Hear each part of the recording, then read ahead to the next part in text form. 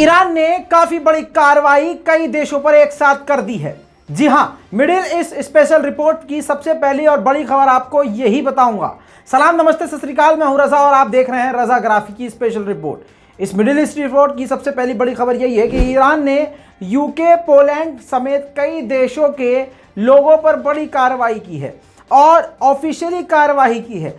आपको बता दूं कि यूके के सीनियर एनवॉय जो ईरान में मौजूद थे, उनकी गाड़ी ईरान के उस साइट पर, उस जगह पर पाई गई जिस जगह पर ईरान ने रिस्ट्रिक्शन लगाई है कि वहां पर आप नहीं जा सकते, जो कि ईरान का मिलिट्री साइट है जहां पर ईरान अपने सारे मिसाइल टेस्ट करता है। वहां पर यूके के एनवॉय की गाड़ी वहां मिली और उस गाड़ी के अंदर पोलैंड समेत कई देशों के जासूस मौजूद थे, लोग मौजूद थे। इस तस्वीर को देखिए, ये तस्वीर वही है जिसमें ये 4 लोग नजर आ रहे हैं। आपको बताऊं, इन लोगों की गाड़ी जो है पाई गई है। इन लोगों ने क्या किया मैं आपको बता देता हूं। ईरान ने सारे सबूत दिए हैं और आपको बता दूं उन लोगों का नाम और उनकी गिरफ्तारी भी कर ली है। नाम भी बता दिए, शक्ल भी जारी कर दी है और गाड़ी को भी दिखाया है कि उस साइड पर गाड़ी किस तरह से इनकी वहां मौजूद थी। बड़ी बात यह है कि यूके के सीनियर एनवॉय को गिरफ्तार किया गया, उनके साथ कई लोग गिरफ्तार किया गया है जिन्होंने उस साइट पर जाकर खुफिया जानकारी इकट्ठा करी है। उनके फ़ोन से चैट्स भी मिली हैं। वो जो चैट हैं वो काफ़ी सेंसिटिव हैं, काफ़ी गोपनीय चीज़ें हैं। इन्होंने वहाँ पर उस जगह पर, जिस जगह पर ये मौजूद थे ईरान की ज़मीन पर, वहाँ पर सॉइल ली थी। सॉइल यानी मिट्टी ली और मिट्टी को टेस्ट भी किया था और उसके सैंपल भी लिए थे। कई तरह की संदिग्ध कार्रवाई ये करते हुए नजर आए, जिसके बाद ईरान ने गिरफ्तार कर लिया। अब कहानी में ट्विस्ट ये है कि यूके के सबसे बड़े अधिकारी जो ईरान में मौजूद थे, एनवॉय, जी हां, उनको गिरफ्तार कर लिया, लेकिन यूके ने डिनाई कर दिया। यूके ने कह दिया है, यानी ब्रिटेन ने कह दिया कि नहीं नहीं, हमारे एनवॉय तो वहां से निकल चुके हैं, कोई गिरफ्तारी नहीं हुई है। कई और देशों ने डिनाई कर दिया है, लेकिन पोलैंड ने एक्सेप्ट किया है। जी हां, पोलैंड ने साफ साफ मान लिया है कि हमारे साइंटिस्ट को गिरफ्तार कर लिया है। कई देशों के साइंटिस्ट प्लान करके ईरान के खिलाफ यह बड़ा कांड करने गए थे, जिसमें यूके सबसे आगे था। आखिरकार यूके ने अपने ही एनवॉय को पीछे छोड़ दिया, हाथ ऊपर कर दिया और बेशर्मी से मना कर दिया। लेकिन पोलैंड ने कंफर्म किया है कि हाँ, बिल्कुल सही खबर है, ईरान ने हमारे साइंटिस्ट को गिरफ्तार कर लिया है। दोस्तों, इस साल की सबसे बड़ी कार्रवाई ईरान ने की है, जिससे साबित होता है, क्योंकि सबूत के साथ कार्रवाई की है, वीडियो, फोटो सब जारी किए हैं और सीसीटीवी फुटेज, ड्रोन फुटेज सब जारी कर दिया है, जिससे यह साफ जाहिर हो गया है कि ईरान की इंटेलिजेंस भी कोई सी टाइप नहीं है। हाँ, सुनते हैं ना आप कि सी टाइप सिर्फ चार्जर नहीं होते, लोग भी होते हैं। तो हाँ, सी टाइप में नहीं आता है ईरान। अब यूके से सीधा टकराव ईरान का भी नजर आ रहा है। इसीलिए आपको एक बड़ी जानकारी दे दूं जो आज ही आई है। इसी साल के शुरुआती महीने में, जनवरी और फरवरी के दौरान, ईरान की एक शिपमेंट को, जी हां, ब्रिटेन ने अपने युद्धपोत के द्वारा रोका, जिसके अंदर मिसाइल, यानी ईरान मिसाइल ट्रांसफर कर रहा था यमन के लड़ाकों को। जी हां, हूथीस को मिसाइल भेज रहा था। रास्ते से, समुद्र से उन ईरानी हथियारों को सीज कर लिया था यूके ने। अब आप समझ सकते हैं कि स्थिति कितनी टकराव जैसी बन चुकी है। वहीं इजराइल के डिफेंस मिनिस्टर बेनी गैंट्स ने बड़ी जानकारी दी है कि हमने ये जो 3 हिजबुल्लाह के ड्रोन मारे हैं, ये ईरानियन मेड थे और पिछले हफ्ते भी एक ड्रोन हमने मार गिराया है। ईरान के लिए हम पर हमला हिजबुल्लाह कर रहे हैं और लगातार इनके हमले बढ़ते जा रहे हैं। वहीं सऊदी अरब ने अपना अजीब चेहरा ईरान को एक बार फिर से दिखाया है। सऊदी अरब ने ईरान के आयतुल्ला खामनाई के प्रवक्ता और उनके एनवॉय समझ लीजिए, जिनका नाम हुज्जतुल इस्लाम अब्दुल फतह नवाब, को हज के लिए वीज़ा देने से इनकार कर दिया है। अब इससे समझ लीजिए कि ईरान के साथ रिश्ते ठीक करने की एक तरफ बात कर रहा है सऊदी अरब और दूसरी तरफ यह हरकत। यूरोपीय यूनियन और नेटो समेत अब दुनिया भर के बड़े बड़े ग्रुप ईरान को घेरने की तैयारी कर रहे हैं। ऐसी स्थिति में जहां पर इजराइल ने पूरी तैयारी ईरान पर हमले की है, इसी बीच में आपकी स्क्रीन पर यह एक्सक्लूसिव तस्वीरें देख लीजिए। ये ईरान की परेड है। ईरान ने इसी दौरान माहौल जंग में जबरदस्त हथियारों की नुमाइश की है, जिसमें नए मिसाइल, रॉकेट, डिफेंस सिस्टम, इसके अलावा खतरनाक ड्रोन, ये सभी, इसके अलावा बैलिस्टिक मिसाइल, लॉन्ग से शॉर्ट रेंज मिसाइल, इन सभी का प्रदर्शन किया है। ईरान ने क्लियर कर दिया है कि अगर उस पर हमला होता है तो वो भी अगले देश का काफी भारी नुकसान कर सकता है। वहीं आपको बता दूं, ईरान के प्रेसिडेंट से अजरबैजान के फॉरेन मिनिस्टर ने मुलाकात करते हुए काफी बड़ी बड़ी बातें कही हैं, जिसमें एक अहम बात यह है कि अजरबैजान की तरफ से कहा गया कि अजरबैजान की जमीन किसी तीसरे देश को कतई इस्तेमाल नहीं करने दी जाएगी कि वो इस जमीन का इस्तेमाल ईरान के खिलाफ कर सके। वहीं आपको बता दूं कि ईरान के रिश्ते इजिप्ट से भी ठीक नहीं रहे हैं। ऐसे में अब आपको बताऊं, ईरान और इजिप्ट इस वक्त, जब आप ये रिपोर्ट देख रहे हैं, इस वक्त इराक में ईरान और इजिप्ट के एनवॉय आपस में बात कर रहे हैं और दोनों ही देश रिश्ते सुधारने के लिए तैयार हो गए हैं। वहीं आपको बता दूं, जिसका डर था वो हो गया। अब अमेरिका और इजराइल दोनों ही मिलकर अरब देशों पर प्रेशर डाल रहे हैं कि अरब देश अमेरिका और इजराइल के साथ मिलकर अपनी सारी ताकत का और पैसे का इस्तेमाल करके एक बड़ा और ख़तरनाक डिफेंस सिस्टम ईरान के खिलाफ बना लें। अब आप समझ लीजिए कि ईरान का ऐसा कौन सा इन अरब और अमेरिकी और ये यहूदी देशों को खौफ है कि सारे के सारे इकट्ठा होकर सिर्फ ईरान के लिए खड़े होने को तैयार है। दोस्तों, दूसरी तरफ अगर हम बात करेंगे तुर्की और इजराइल के रिश्ते की, तो ऐसा रिश्ता बन चुका है कि आपके ख्वाबों से भी बेहतरीन रिश्ता हो चुका है।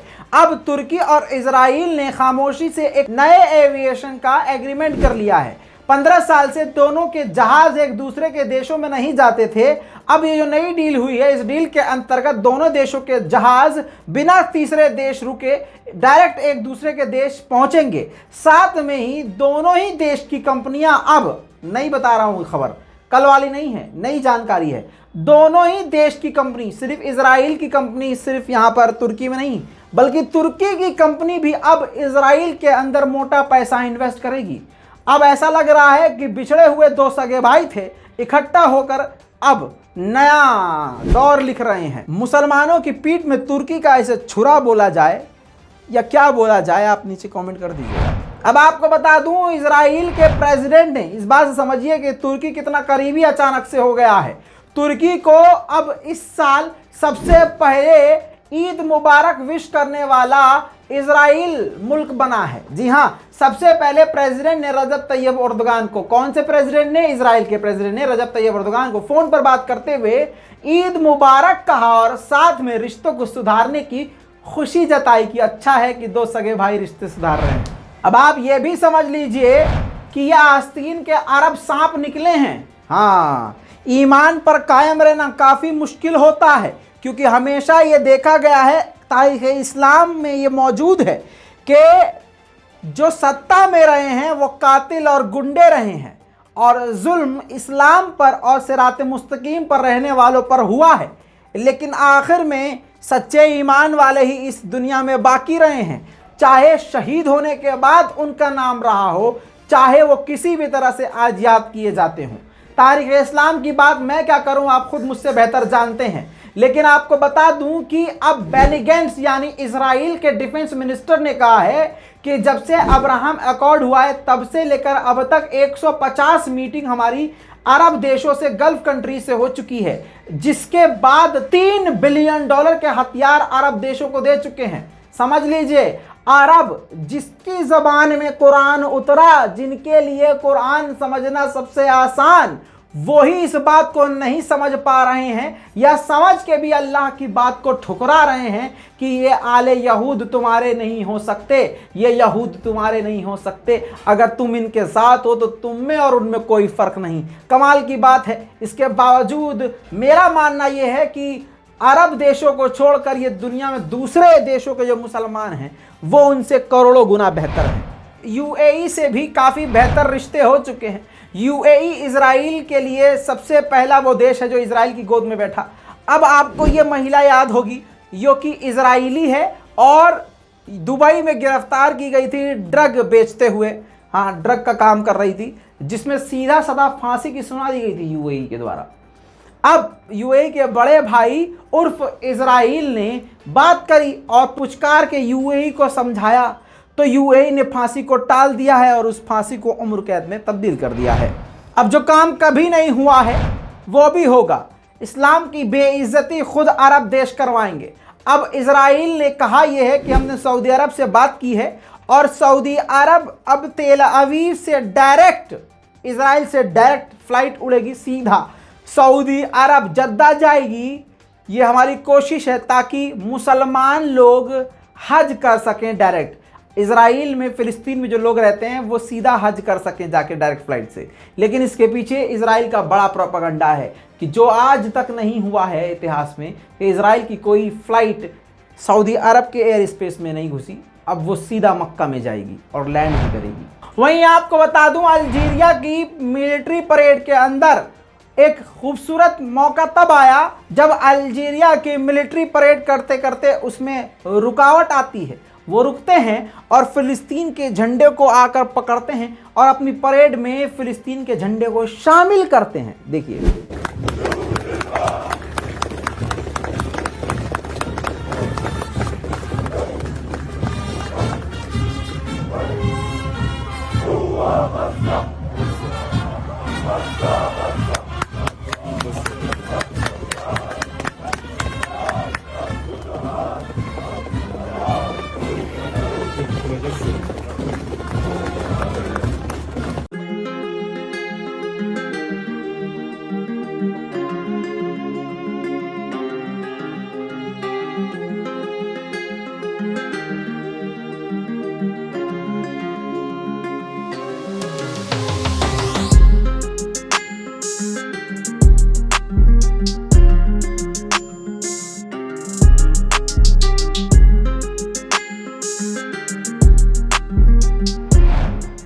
इसी के साथ फिलिस्तीन के नबी सैमुएल के एक शहर में, एक छोटे से शहर में एक और फिलिस्तीनी के घर पर बुलडोज़र, देखिए बुलडोज़र चल गया है और फिलिस्तीनी इंसान का, उस परिवार का घर तोड़ दिया गया है। साथ में पास में जो मौजूद एक पेड़ था उसको भी तोड़ दिया गया।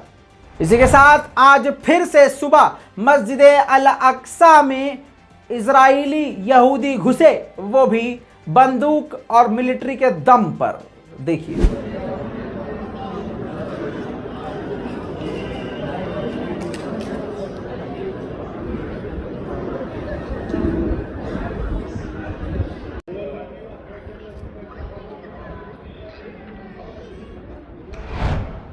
दूसरी तरफ बात करूंगा तुर्की और ग्रीस की। तुर्की और ग्रीस के बीच में तनाव बढ़ता हुआ नजर आ रहा है। ग्रीस के ऊपर एग्रेशन की टेंशन है कि ग्रीस के अंदर घुस सकता है तुर्की और कांड कर सकता है, और तुर्की के ड्रोन सारी दुनिया जानती है। अब तुर्की के ड्रोन के खिलाफ ग्रीस ने चुपके से डिफेंस सिस्टम जो इजराइल का है, जिसका नाम ड्रोन डोम है, तैनात कर दिया है तुर्की के खिलाफ। वहीं तुर्की की एक बड़ी कंपनी जो कि लड़ाकू टैंक बनाती है, वो ओमान के अंदर अपनी फैक्ट्री खोलेगी ताकि उधर के उधर देशों में, अलग अलग देशों में, उस साइड जो इनके टैंक के सप्लाई हैं, रिपेयर उसी कंपनी में, ओमान में किए जा सके। तुर्की तेजी से अपने हथियारों के जाल और फैक्ट्री को दुनिया में फैला रहा है। इसी बीच में बड़ी खबर एक और आ गई है कि यूएई को तालिबान ने काबुल का एयरपोर्ट दे दिया है। जी हां, पूरे मैनेजमेंट संभालने के लिए यूएई यानी दुबई को काबुल का एयरपोर्ट दे दिया गया है तालिबान के सरकार के द्वारा। अब तक की यह सबसे बड़ी खबर है मिडिल ईस्ट स्पेशल रिपोर्ट में। अभी तक के इतना ही, जल्द लौटेंगे और भी बड़ी जानकारियों के साथ। तब तक के लिए दुआओं में याद रखिए। हमें मालूम है आपको नोटिफिकेशन नहीं मिल रहा है, इसीलिए कहते हैं कि चैनल को सब्सक्राइब कीजिए। चैनल को सब्सक्राइब करेंगे, बेल आइकॉन पर क्लिक करेंगे, तभी आपको नोटिफिकेशन मिलेगा, समझे? ऐसे नहीं मिलेगा। चलिए, रिपोर्ट को शेयर कीजिए, कमेंट में अपनी राय लिखिए। जय हिंद।